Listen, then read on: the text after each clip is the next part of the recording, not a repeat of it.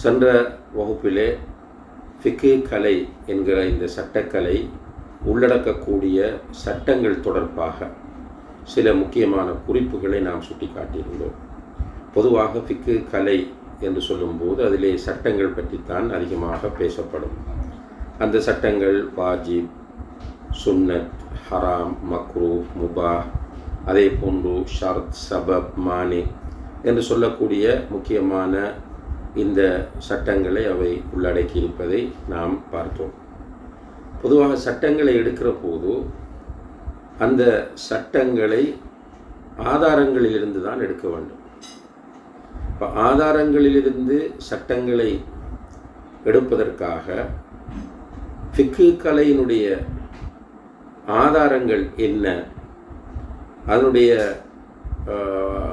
மசாதிர் என்ன என்பது பற்றி இன்றைய வகுப்பிலே நாம் இன்ஷா அல்லாஹ் பார்க்கலாம்.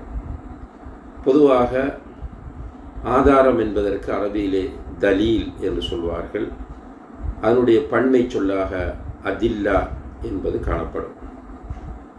இப்போ ஃபிக்ஹ் சட்டங்களை எங்கிருந்து பெறுதல் என்கிற விஷயத்தில் சட்ட அறிஞர்கள் இரண்டு விதமான ஆதாரங்களை பயன்படுத்தியிருப்பதை நாம் பார்க்கிறோம்.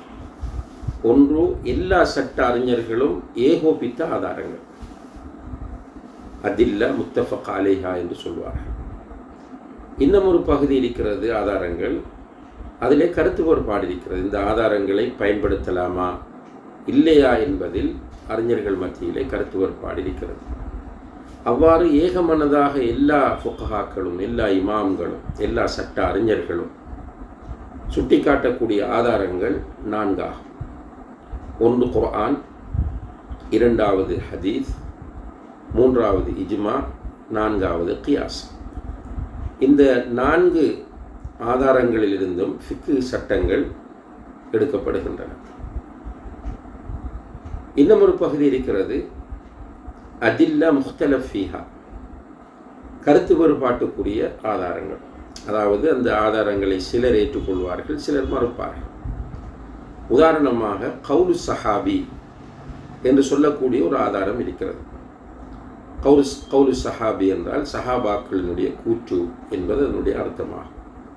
இப்போ சஹாபாக்களுடைய கூற்றுக்கள் ஆதாரமாக கொள்ளப்படுமா சட்டங்களை எடுப்பதற்கு என்பதிலே அறிஞர்கள் மத்தியிலே, இமாம்கள் மத்தியிலே கருத்து வேறுபாடு இருக்கிறது. சில இமாம்கள், சில ஃபுகஹாக்கள் அதை ஒரு ஆதாரமாக எடுப்பார்கள், வேறு சிலர் அதை ஆதாரமாக எடுப்பதற்கு பின்வாங்குவார்கள். அதே போல அல் ஆதத், அல் உர்ஃப் என்று சொல்லக்கூடிய ஒரு ஆதாரம் இருக்கிறது. அதாவது முஸ்லிம் சமுதாயத்தில் காணப்படக்கூடிய வழமைகள், வழக்காறுகள்.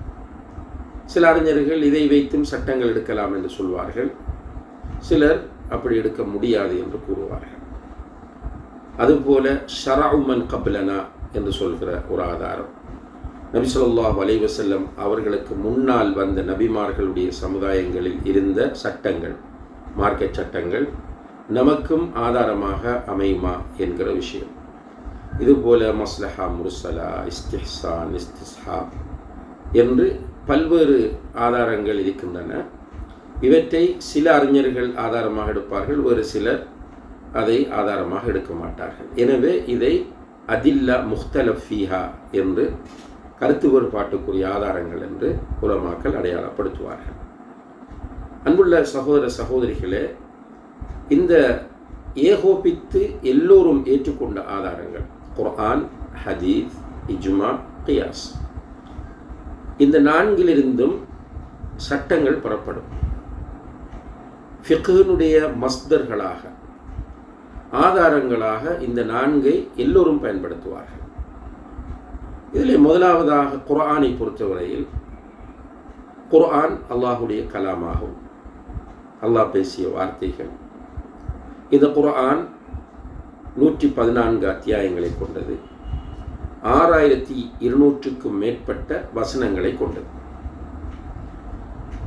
இந்த குர்ஆனில் வரலாறு இருக்கிறது,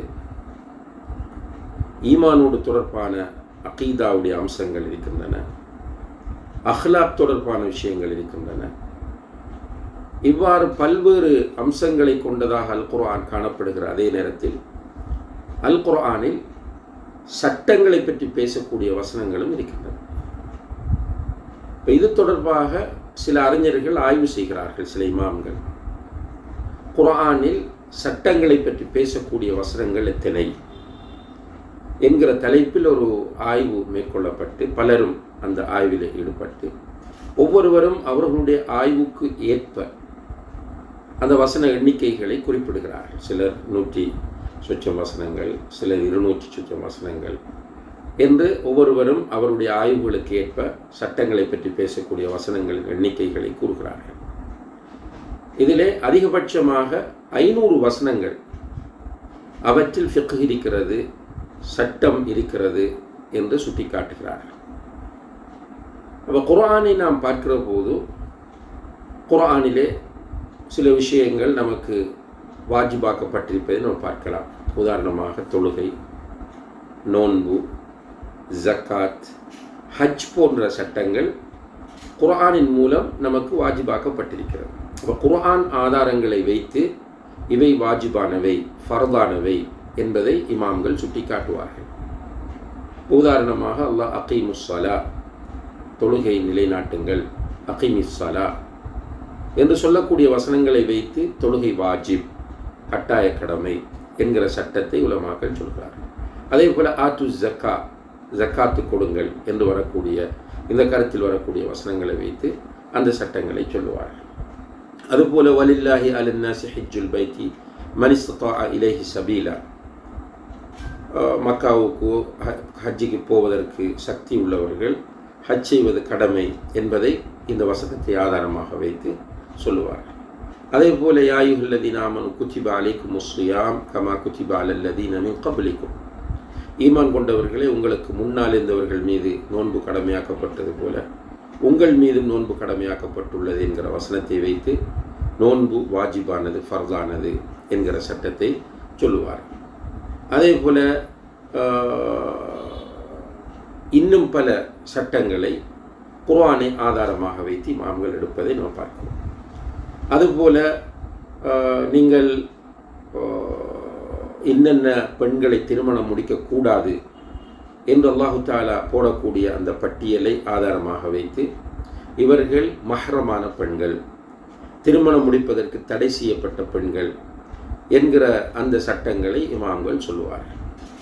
அதே போல வைதா ஹலல்தும் ஃபஸ்தாது, நீங்கள் இஹ்ராமுக்கு போனால், அதாவது ஹஜ்ஜிக்கு போய் இஹ்ராம் அணிந்தால் அல்லது உம்ராவுக்கு போய் இஹ்ராம் அணிந்தால் நீங்கள் வேட்டையாடாதீர்கள் என்று சொல்லிவிட்டு பிறகு நீங்கள் இஹ்ராமிலிருந்து விடுபட்டால் வேட்டையாடுங்கள் என்கிற வசனத்தை அடிப்படையாக வைத்து வேட்டையாடுதல் என்பது அனுமதிக்கப்பட்ட முபாஹான ஒரு விஷயம் என்கிற சட்டத்தை சொல்கிறார்கள். இப்படி குர்ஆனை ஆதாரமாக வைத்து சட்டங்களை நமக்கு தெளிவுபடுத்துவது என்பதை இமாம்களுடைய ஒரு வழிமுறையாக, ஃபுகஹாக்களுடைய ஒரு வழிமுறையாக நாம் பார்க்கிறோம். ஃபுகஹா என்று சொன்னால் ஃபகீஹ் என்பதனுடைய பன்மை சொல் ஃபுகஹா என்பதாகும்.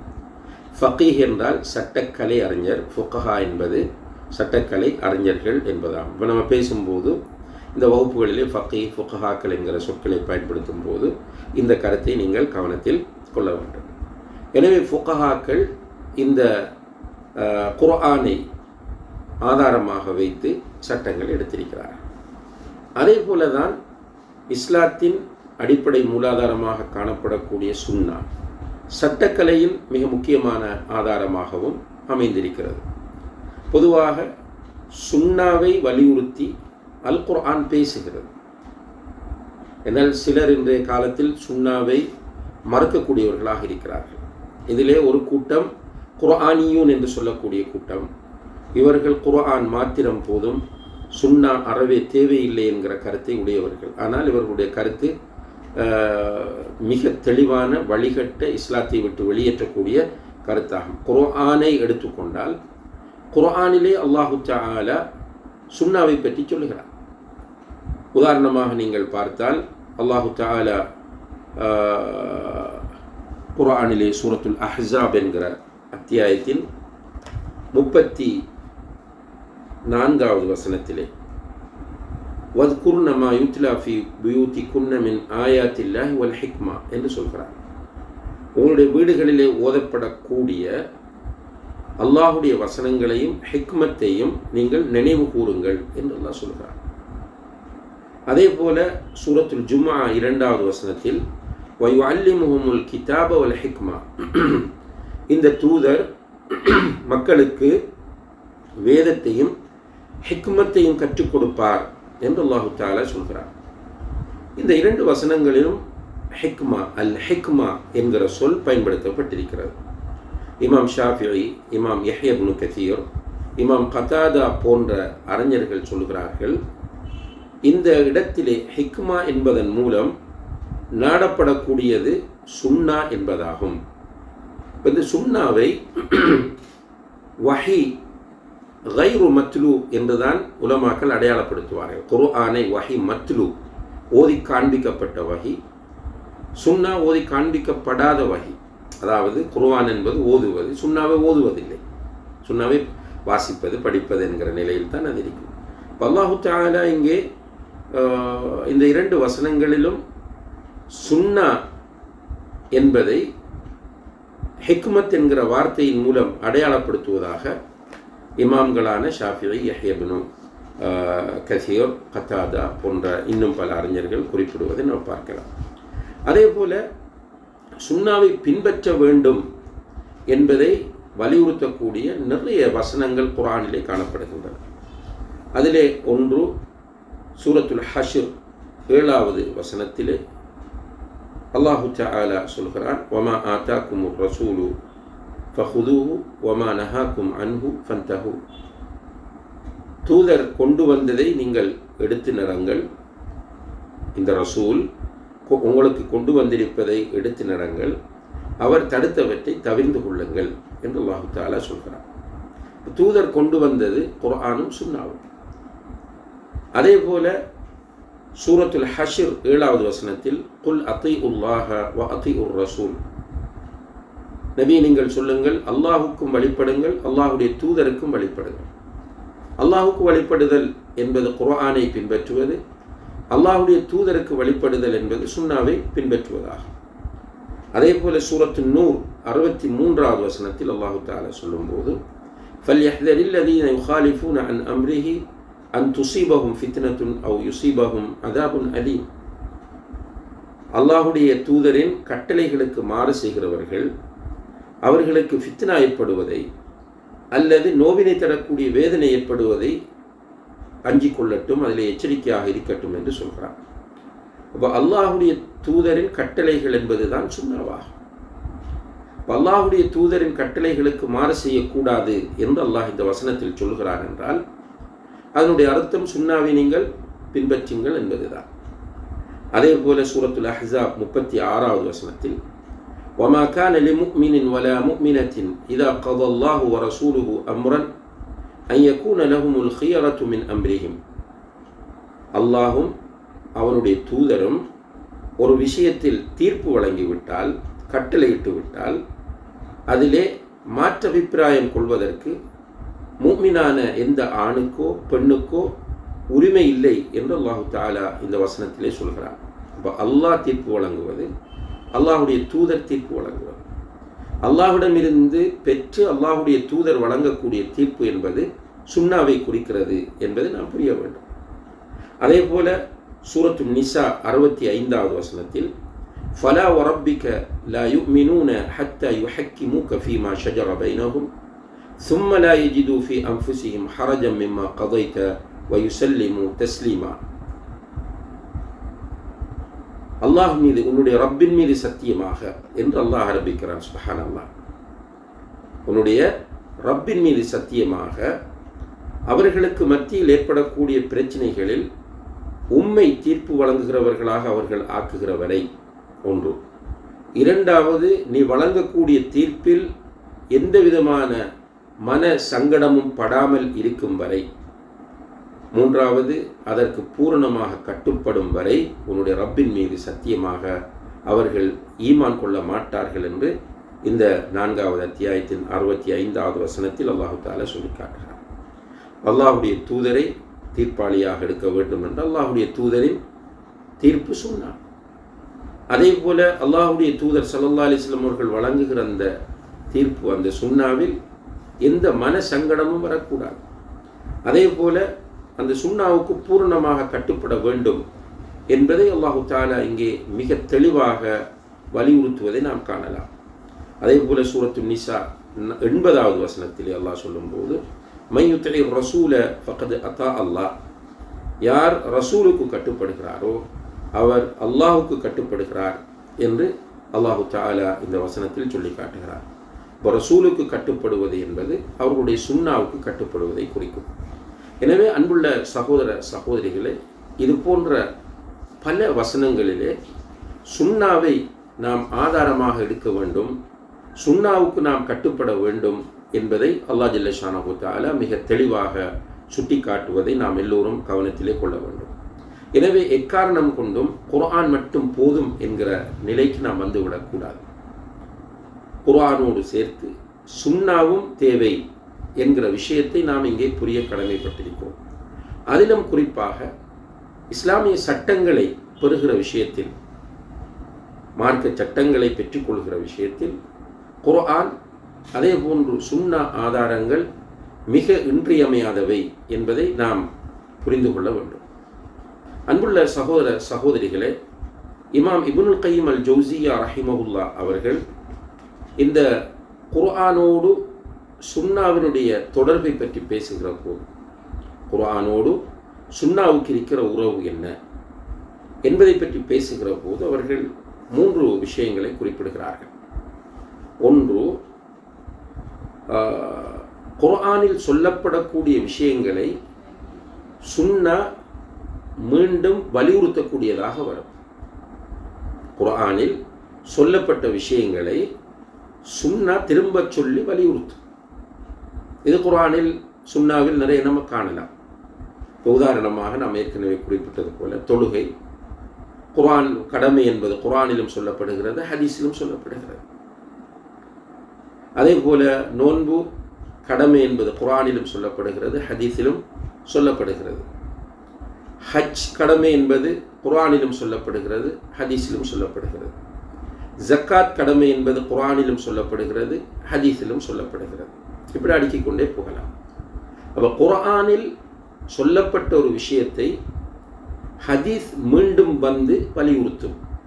இது குர்ஆனுக்கும் ஹதீஸுக்கும் இடையிலுள்ள தொடர்பின் ஒரு நிலையாகும். இரண்டாவதாக, குர்ஆனிலே சுருக்கமாக சொல்லப்பட்ட விஷயங்களுக்கு விளக்கு உரையாகவும் தெளிவுரையாகவும் சுன்னா அமையும். குர்ஆனில் சுருக்கமாக சொல்லப்பட்டிருக்கும், முஜ்மலாக சொல்லப்பட்டிருக்கும், அல்லது முத்லக்காக சொல்லப்பட்டிருக்கும், அல்லது ஆம்மாக சொல்லப்பட்டிருக்கும். இப்படியான விஷயங்களை சுன்னா தெளிவுபடுத்தக்கூடியதாக வரும்.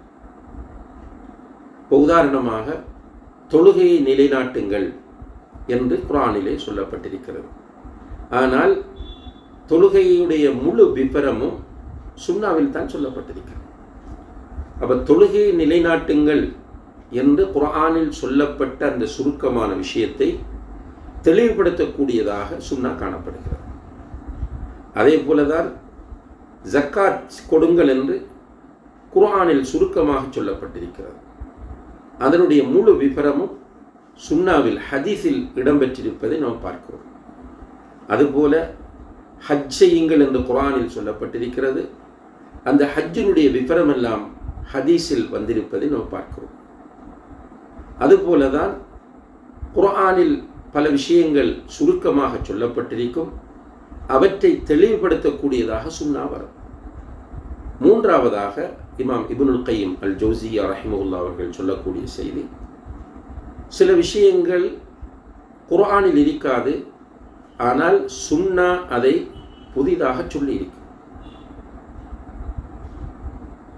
இது சுன்னாவுக்கும் குர்ஆனுக்கும் இருக்கக்கூடிய ஒரு விதமான உறவாகும். இப்போ உதாரணமாக அல்லாஹு தஆலா குர்ஆனிலே திருமணம் முடிப்பதற்கு தடை செய்யப்பட்டவர்களுடைய பட்டியலை தருகிறான். அதிலே ஒருவர் ஒரு பெண்ணை திருமணம் முடித்துவிட்டு அவளுடைய தந்தையின் சகோதரியை திருமணம் முடிப்பது கூடாது என்பது சொல்லப்படவில்லை. திருமணம் முடிப்பதற்கு தடை செய்யப்பட்ட, மஹரமாக்கப்பட்ட, ஹராமாக்கப்பட்ட பெண்களுடைய லிஸ்ட்டை சொல்லும்போது, ஒரு பெண்ணை ஒருவர் திருமணம் முடித்தால் அந்த பெண்ணுடைய தந்தையின் சகோதரிகள், அந்த பெண்ணுடைய மாமி, இவரை அவளுடைய கணவன் திருமணம் முடிப்பது கூடாது என்கிற சட்டம் குர்ஆனில் சொல்லப்படவில்லை. ஆனால் ஹதீஸில் தான் வந்திருக்கிறது. இப்போ ஹதீஸில் வரக்கூடிய இந்த சட்டம் குர்ஆனில் வரவில்லை என்று யாரும் மறுக்க முடியாது.